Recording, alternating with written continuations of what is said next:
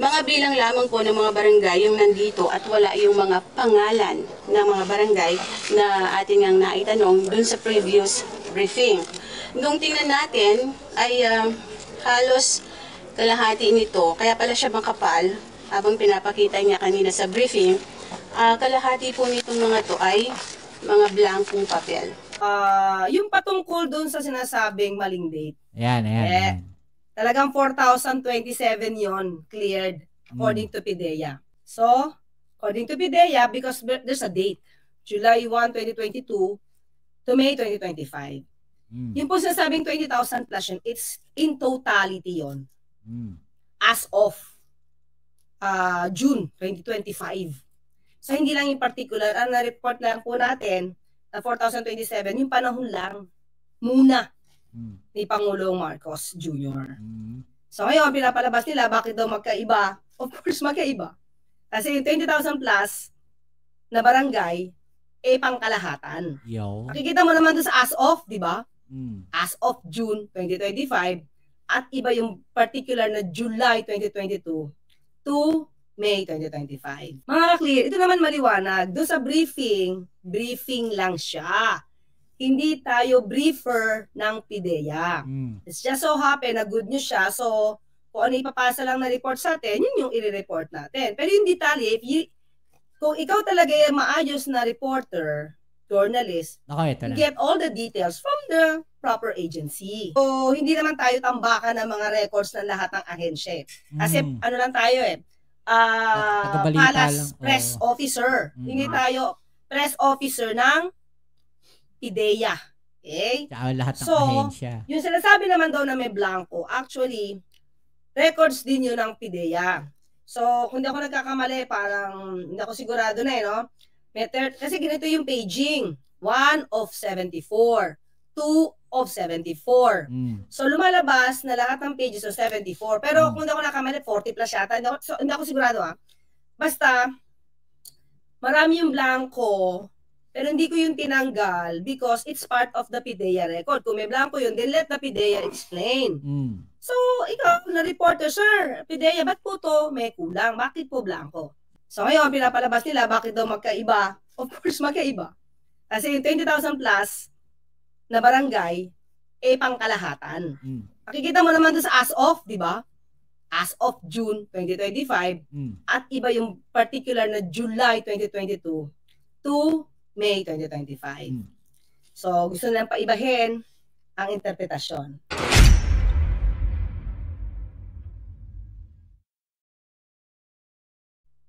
Hey, what's up? Welcome back dito sa ating Child It's Mobs TV. Alright, so tayo nagbabalik-balik mga kababayan at ngayon ay pag-uusapan natin ito pong pagsupalpal ni Yusek Claire Castro dito po sa reporter ng Net25 na si Eden Santos mga kababayan. Nako po, malala to mga kababayan, talagang malalang pagkakabaon dito ni Eden Santos kay Yusek Claire Castro. Baon na baon mga kababayan.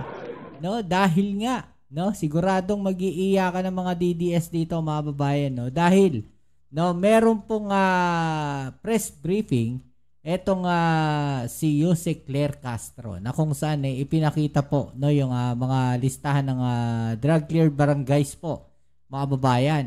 At sabi po nila, nabuking daw na hindi naman daw totoo yung listahan na yun dahil makapal daw yung listahan pero yung iba wala naman daw nakasulat. So kaya daw makapal. Pero eto, sinagot yan ni Yusek Claire Castro mga kababayan. Talagang ibinaon niya si Eden Santos. Okay? So, huwag na natin patagalin yan. Pero syempre, bago ang lahat, please don't forget to subscribe, like, share, at comment dyan sa comment section. At pa-click na rin po ang notification bell para ma-update kayo sa mga latest video uploads natin. Maraming salamat ulit sa mga bago natin subscribers dyan. At sa mga palagi pong nandiyan dyan sa ating channel. Sa mga nagla-like, paki-like naman po ang ating video. Maraming salamat sa inyo. Shoutout sa iyo sa mga followers natin dyan. Alright, so ano sa palagay ninyo mga babayan? Bakit po ito ginawa ni Eden Santos? No? Dahil kung papansinin natin, parang namumukod tanging net 25 lang ata. No, hindi ko pa kasi nakita sa ibang mga news agency. No, yung tungkol po dun sa report na yon. Parang sa net 25 ko lang napanood mga kababayan, no? Anong intention nila? No, ano ang intention nila? Ano sa palagay ninyo? Bumabawi ba sila mga kababayan o ito naisip ko lang. Hindi naman to yung totoong no? Hindi naman siguro ito yung totoong intention nila. Pero para sa akin, no, nakikita ko lang mga kababayan. Opinion ko lang to Opinion ko lang. May plano ba silang buweltahan, no? Itong si Jose Claire Castro. Dahil matapos nga po sibakin, no, itong si Eden Santos diyan sa Malacanang press corps mga babayan, talaga namang nanggagalaiti na itong mga DDS na to.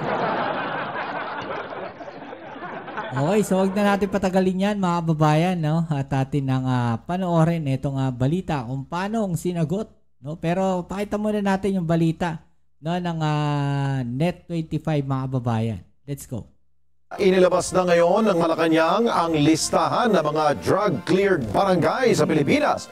Pero, tama nga ba ang datos na ibinigay ng Presidential Communications Office o PCO? Yan, no, mga babayan, yung tanong no? Tama nga ba yung datos na ibinigay ng PCO? Tapos yung dating ng tanong niya, medyo may pang-iinsulto mga babayan.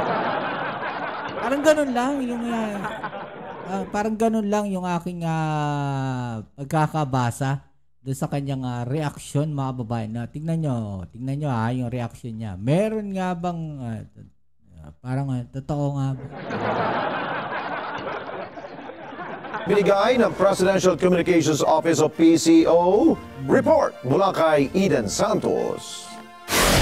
At nandito po yung ibang mga pangalan. Sa wakas ay nagbigay na ng listahan ng Malacanang ng mga pangalan ng mga barangay sa bansa na idiniklarang drug-cleared ng administrasyon ni Pangulong Ferdinand Marcos Jr. Sa press briefing sa Malacanang ay sinabi ni Presidential Communications Office Undersecretary Claire Castro na ngayon lang ibinigay ng Philippine Drug Enforcement Agency o PDEA ang nasabing listahan. So ibibigay ko na lamang sa inyong opisyal itong mga kopya. Nandito po yung sasabi yung mga barangay na nasasabi natin drug cleared, drug free. Hawak na natin ngayon yung listahan ng mga pangalan ng drug cleared na mga barangay nationwide ayon sa Presidential Communications Office o PCO sa pamamagitan ni Undersecretary Claire Castro. So tiningnan natin yung mga listahan. Walang nakalagay kung kailan nagsimula na na-cleared yung barangay sa illegal na droga. Nakalagay lamang ay as of June 2025. Oh, yan mamaya malalaman natin yan. Masasagot yan mamaya mga babayan. Mga bilang lamang po ng mga barangay yung nandito at wala yung mga pangalan ng mga barangay na ating ang naitanong dun sa previous briefing. Nung tingnan natin ay halos kalahati nito, kaya pala siya makapal, habang pinapakita niya kanina sa briefing, kalahati po nitong mga to ay mga blankong papel. Sa July 3, 2025 press briefing ay ipinagmalaki ni Castro na nasa 4,027 barangays na ang cleared sa illegal na droga. Mula July 1, 2022 hanggang May 31, 2025, umabot na sa 4,027 barangays ang naideklarang cleared sa illegal drugs. Ito ay sa ilalim ng Barangay Drug Clearing Program. Pero taliwas ito sa bilang ng mga barangay na nakalagay sa ibinigay na kopya ni Castro mula sa PDEA. Sa datos ng PDEA as of June 2025, nasa 25,061 barangays ang drug cleared sa buong bansa. Bukod pa ito sa mga barangay na idiniklarang drug-free ng PDEA. Okay, so 25,000 mga babayan. Ilan ba yung sinasabi dito ni Jose Claire Castro? umabot na sa 4,027 barangays. 4,027 barangays, mga babayan. Di ba sila natuwa na mas marami pa yung nasa report? Ang naideklarang cleared sa illegal drugs. Ito ay sa ilalim ng Barangay Drug Clearing Program. Pero taliwas ito sa Okay, so taliwas daw, mga babayan, ha. Kailan daw yan? Sabi ni Yusek Claire, mga babayan. ipinagmalaki ni Castro na nasa 4,027 barangays na ang cleared sa illegal na droga. Mula July 1, 2022 hanggang May 31, 2025, May 31, 2025, mga kababayan, ha. Yun sinasabi dito ni Yusek Claire Castro. Okay?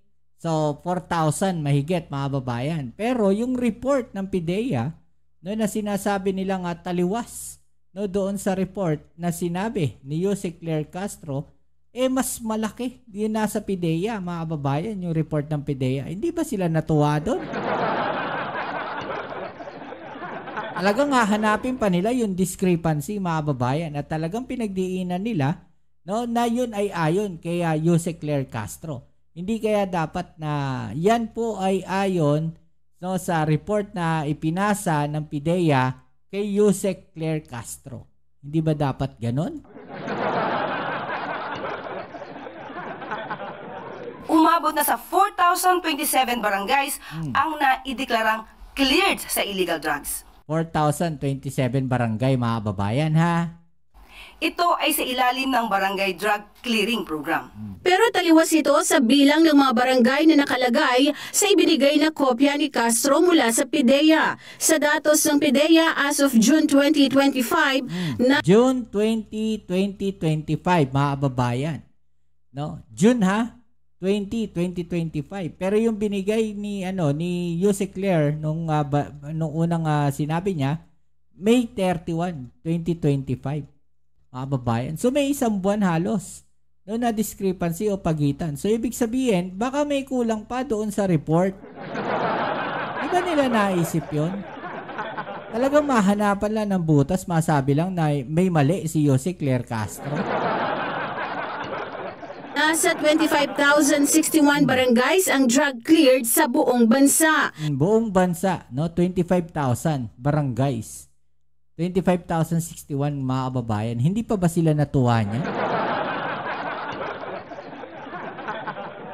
Hindi pa ba sila natuwa niyan? Ano gusto nila? Na mas mababa yung ibibigay, yung listahan na sinabi ni Yusek Claire Castro doon sa unang sinabi niya hanggang May 31, 2025, nasa 4,000 lang mahigit. Ito nasa 25,000. Ano gusto nila? Mas mababa sa 4,000? Ito 25,000 na. Ayon na sa sa PIDEA, mga kababayan. Diba? Hindi pa ba sila natuwa dyan? Grabe naman kayo. Bukod pa ito sa mga barangay na idineklarang drug-free ng PIDEA. Napakarami po at hindi ko po ito mababasa sa inyo. Mauubos po ang araw natin kung mapasahin ko sa inyo bawat isa. Ang tanong, saan kinuha ng PCO ang listahan ng 4,027 barangays na drug cleared? Okay, so yun yung tanong nila. Saan daw kinuha ng PCO? So parang sinasabi nila, parang pinapalabas nila na nag-imbento. Parang gano'n. Parang gano'n yung gusto nilang sabihin. Parang ang tanong, saan nanggaling yung listahan na yan? Ano yung inimbento nyo yan? Ha? Parang gano'n yan gusto nilang palabasin. Ano lang to, analysis ko lang to, mga babayan. May kanya-kanya naman tayong opinion. Wala akong masamang intention dyan. Opinion lang naman yung sinasabi natin dito. Diba? Eto, sagot ni Yusek Claire Castro. Yusek, pera muna ng video mo, ha? Maraming salamat sa'yo. Okay, so eto yan, mga babayan, hanapin lang natin yung umpisa. Medyo mahaba-haba to Start na tayo. Ayan. Okay, pero siguro bago lahat, total. Shoutout sa'yo, Yusek Claire. Maraming salamat. Pera mo ako ng video mo. Mga fake news ng DDS. Okay? And then, mga ka-clear. Sige pa, explain natin sa inyo. Sa inyo, ha. Yung patungkol doon sa sinasabing maling date. Ayan. Talagang 4,027 yon cleared according to PIDEA. Ayan na, mga kababayan, ha. Kaklaruhin na ni Jose Claire ha. Kayo yung mga DDS dyan na fake news ha. Yung mga ano dyan, yung mga nagtampisaw, no, doon sa mga fake news. No? Tataka lang, gusto nyo ba tanggalin talaga si Jose Claire sa PCO? Sa Malacanang? Natatakot ba sila? Banta ba sa kanila si Jose Claire? Hindi ba kayo hindi kayo tawag dito, hindi ba kayo natutuwa na merong isang ganyan na talagang matikas sumagot? No, ang gusto ata na itong mga DDS mga babayan, yung USEC, no? Pagdating po diyan sa mga press na ganyan, na mga press con, ang gusto ata nila yung friendly sa lahat. Yung tipong yuyuko, no, dun sa mga tanong ng mga DDS. Yan ata ang gusto na itong mga DDS na to, mga babae. Simple lang naman yan no, pagka hindi pabor sa kanila yung tanong ay yung sagot, no, doon sa tanong, mga babayan, no, ituturing kang kalaban ng mga yan. Ganun yung mga DDS, no. Ituturing kang yan para kang virus sa kanila na kailangan tanggalin sa landas. Ganun yan ganyan yung mga DDS na yan para kang virus na kailangan matanggal, no, sa kanilang sistema, sa kanilang sirkulasyon. Parang yan, parang ang kulugo sa balat, gusto nila matanggal. Ganon katikas itong si Jose Claire Castro, mga babayan, talagang kumakati at sumasakit ang ulo na itong mga DDS dito. Patuloy na natin. So, according to PIDEA, because there's a date, July 1, 2022 to May 2025. Ayan Yung po sinasabing 20,000 plus yun, it's in totality yun. As of buong bansa, 'di ba? Yung sabi doon, buong bansa as of June something. Balik natin. Pasensya na kayo. Excited lang ako. Kung sinasabing 20,000 plus yun, it's in totality yun.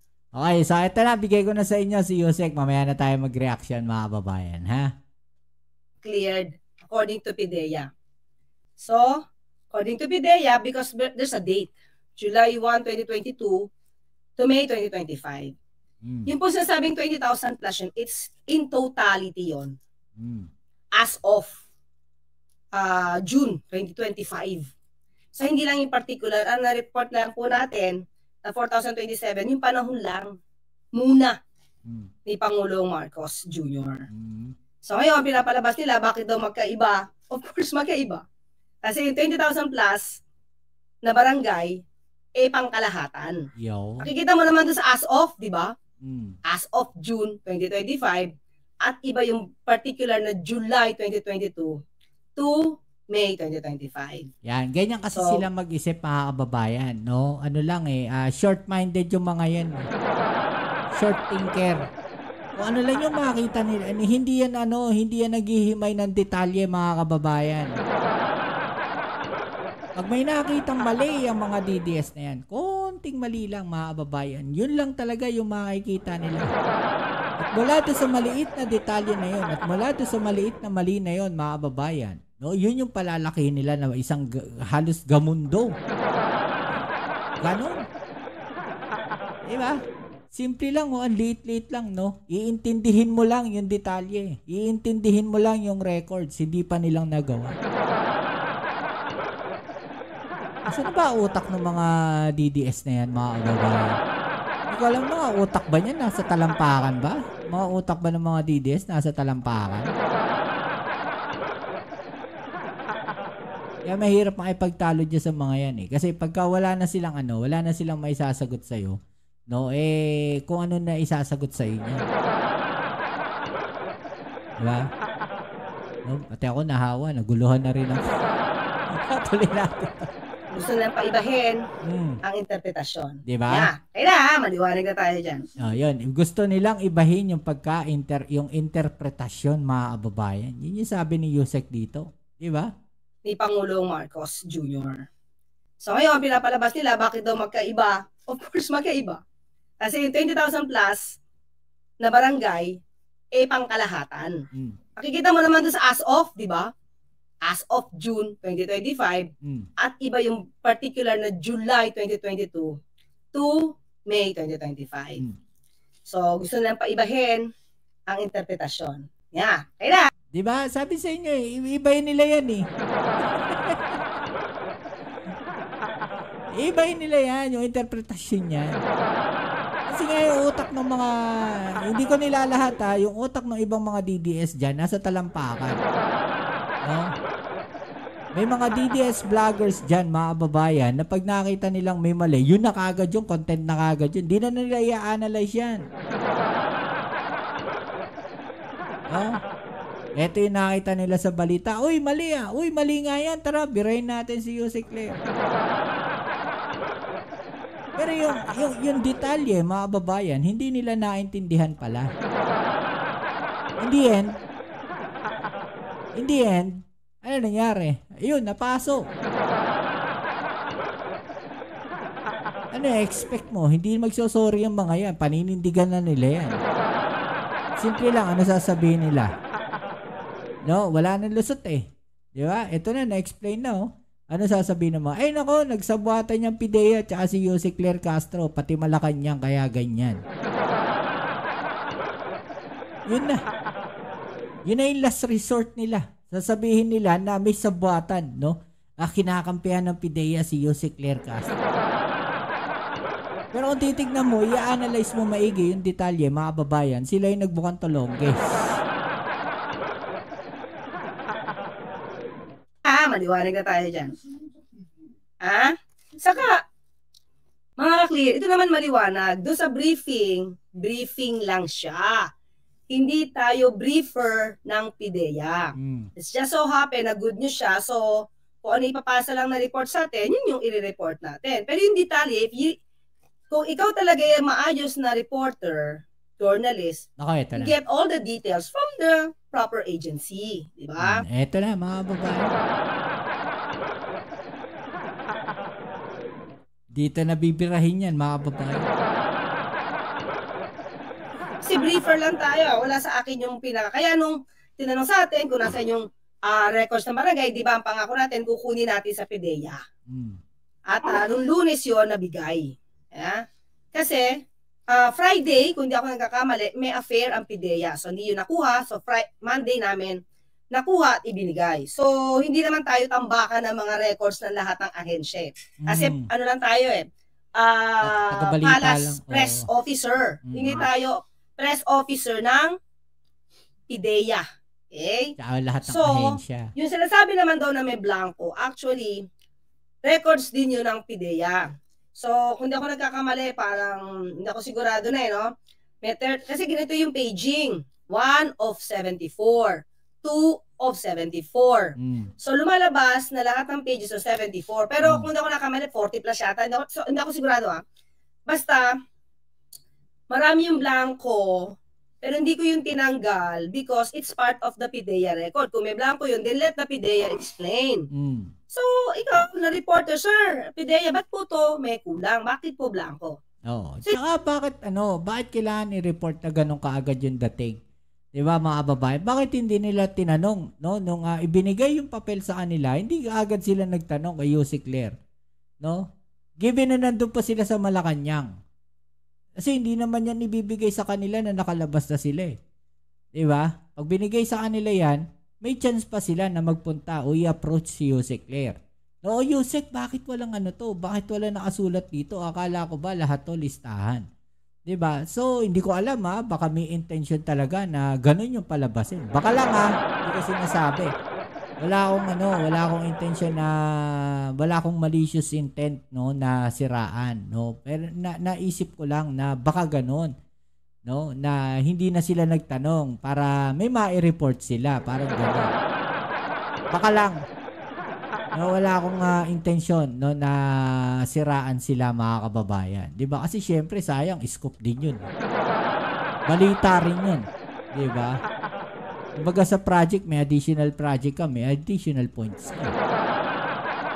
It's not for me to explain that because that's the record of PIDEA. Oh, kung gusto niyo sa PIDEA kayo magtanong. Okay, so hindi ko naman pwedeng tanggalin yung walang laman na iba. Kasi may nauna na may mga, sabi ko nga, mga 30 plus or 40 plus na pages na may report. Hindi ko lang dala dito So, di ko siya pwedeng tanggalin because it's part of the 74. So, pag tinanggal ko yan at nilagay ko lang, halimbawa lang 40. Halimbawa, 40 of 74. Hanapin din yung kulang. So, kung yung binigay sa akin, hindi ko pwedeng i-edit yun. So, bigay natin yan.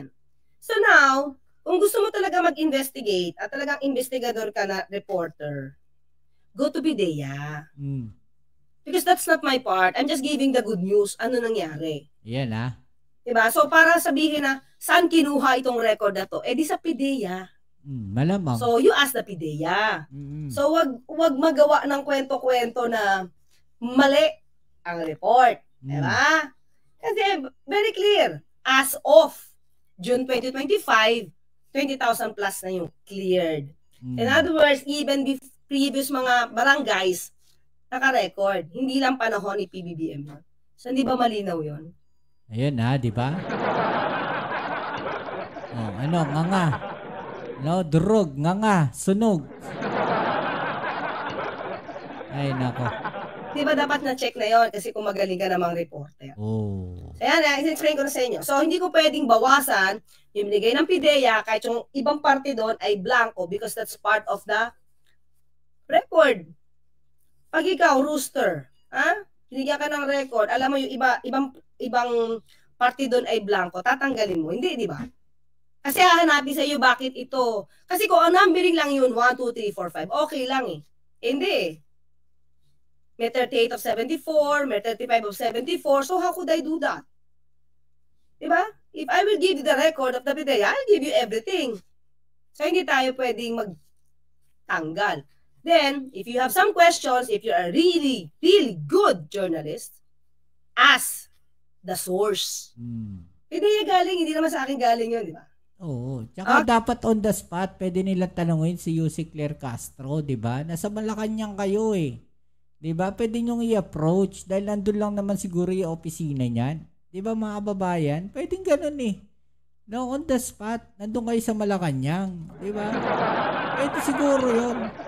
Well, hindi ako sigurado. No, pwede siguro. Gumamit ako ng term or word na siguro kasi hindi ako sigurado, mga kababayan. Pwede siguro na pumunta kayo sa opisina ni Yussi Claire Castro, kinonfirm nyo kaagad doon, no, ma'am, bakit ang kapal nito? Kalahati, wala nakasulat. Baka na-explain pa kaagad sa inyo. Pero sabi ko nga, sayang din yun. Scoop din yun. Balita rin yun.